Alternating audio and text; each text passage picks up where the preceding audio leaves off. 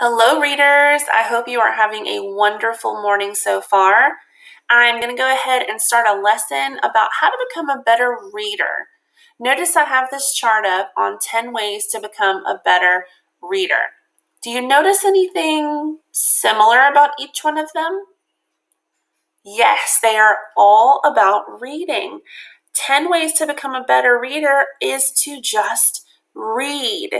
Now, many of you may say, I'm not good enough, I don't read well, I don't like it. Well, guess what?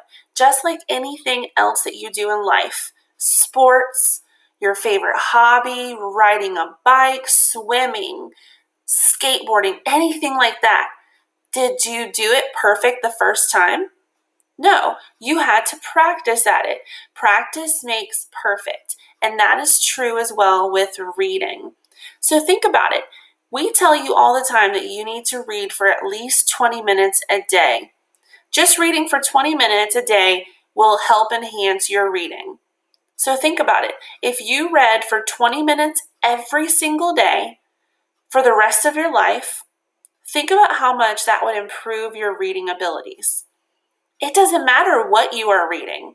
You need to read anything for at least 20 minutes a day, and it will improve your reading skills. I have a video I want to share with you about a reader, and you might recognize his name as well, but he became a better reader by doing just that, reading. So let's check out his video.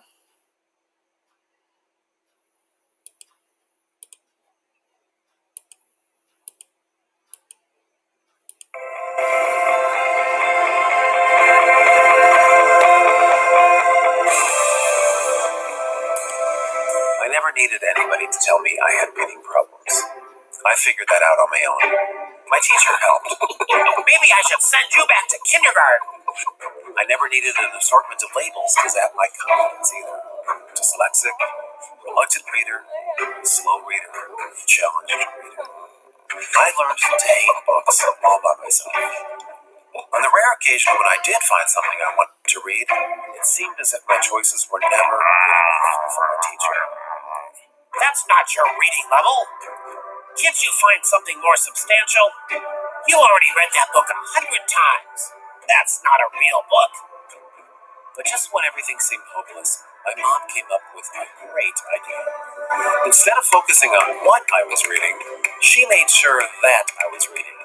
So she got me a library card and let me choose whatever I wanted to read with no judgment. It didn't matter if it was a magazine, or if it was below my reading level, or if I'd already read it 100 times. My mom believed that if I read what I loved, I might develop a love for reading. And she was right. Love was the key. Love led to habits, and habit led to skills. Skills that continue to this day. I am a reader today because of one great idea and a lot of help.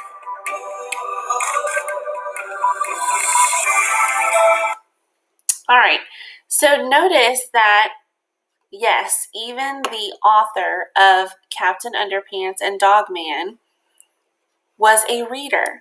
He read whatever he liked, and his mom supported him for that. So that made him a great reader because he learned to love to read just by reading the things that he enjoyed. And that's what you need to do. So today I want to remind you that you all have a reading life in some form or another. Readers work to strengthen their reading life day by day.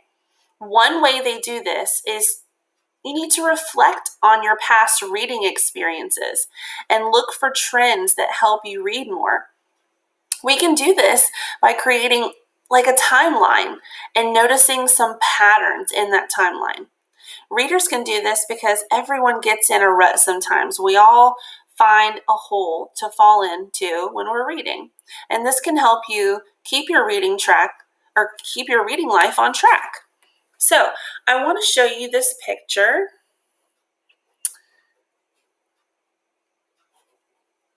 Go here.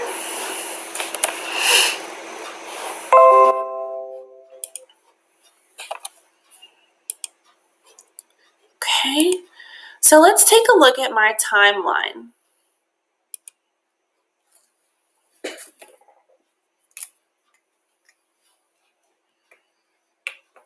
All right, here I have my timeline.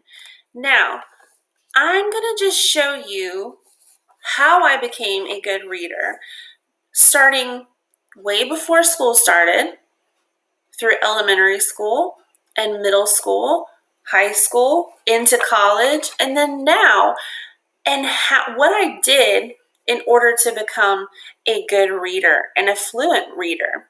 Okay, so I'm going to start out with before school. My reading life consisted of bedtime stories that my mom and dad used to tell me before going to bed every night. It was wonderful. Then I had story time at the library. How many of you have had that? It's fantastic. Okay, so that was all before school, before I could actually read myself. Then going through elementary school, I had a lot of different ways that I enjoyed becoming a reader. One of my favorites, and this is one of my favorite memories growing up, were the scholastic book fairs. Okay, all the book fairs that we could go to and the book magazines for Scholastic, those were fantastic. They helped me become and enjoy becoming a good reader.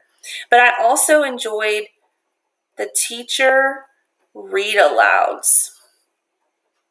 Anytime a teacher would read a book aloud to me, made me feel really good. I wanted to be able to read like her one day, or him if it was a boy teacher. Then in middle school, we started more intense book clubs. And I did book clubs in elementary school, but they got a little bit more intense and more in depth in middle school. High school, I really only read assigned books that the teacher would assign to me, but some of them I liked. So high school has a lot of harder books that the teachers will make you read, but you end up liking some of them. Then during college, I found a lot of my favorite, especially children books, during my student teaching, when I would visit classrooms and see other teachers teaching their students with books, and I would find those books and I would sit down and read them. And then now I've just become a full-time reader by reading whatever I like. If I want to read the newspaper, if I want to read something on the internet, if I want to pick up a magazine, either way, I'm doing it for fun. And I find it very relaxing. Actually, sitting and pulling down a book and just sitting and enjoying that book is actually one of my favorite hobbies, because it lets me escape from my life and I can have my imagination going in the book that I am reading. So notice in my timeline that I started at the beginning of my life and went through in steps. So that's what you're going to try to do today. You are going to try to come up with a timeline of your reading life.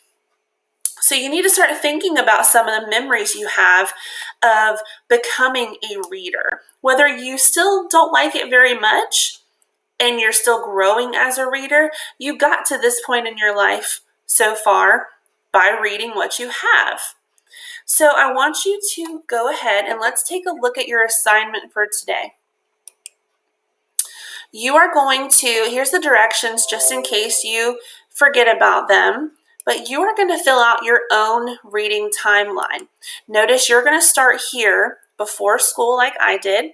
Then you're going to go through, since you're only in 4th grade, you're going to go through each grade level and write down what it was in that grade level that made you become the reader that you are today.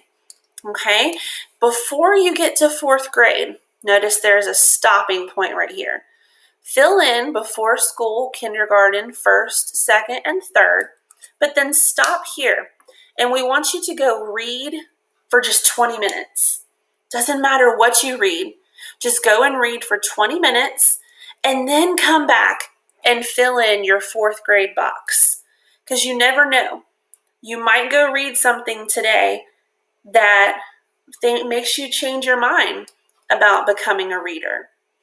So fill in all of these boxes. Remember to read for 20 minutes and then fill in your fourth grade box. And you can submit this. If you feel like your reading life has always been hard and horrible, maybe sit down to the side and just jot down some ideas of how you can make your reading life even better. That way your reading timeline can get even better throughout the rest of your life. I hope you have fun with this assignment, and please reach out to your teacher if you have any questions about this. See you guys later and have a great day.